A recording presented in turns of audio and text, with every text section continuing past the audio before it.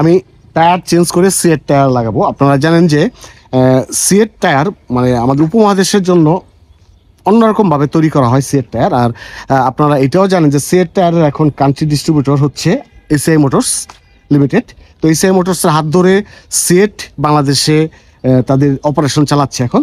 তো আমি ওইখান থেকে দুইটা টায়ার নিয়েছি যে আমি এখন যাব।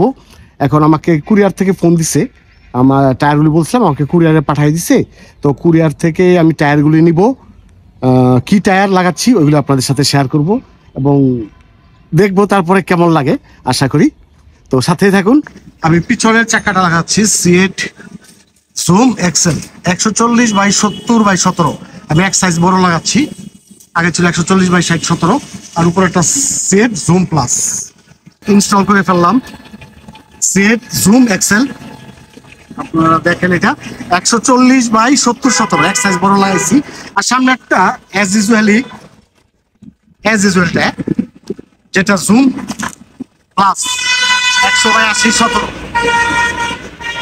ওকে, এখন রাইড করি। রাইড করার পর আপনাদের সাথে শেয়ার করব। আর টায়ারের যেহেতু একটা ব্রেকিং পিরিয়ড আছে 200-300 কিলোমিটার, ওইটা করার পর ইনশাল্লাহ বলবো যে সিএট কেমন।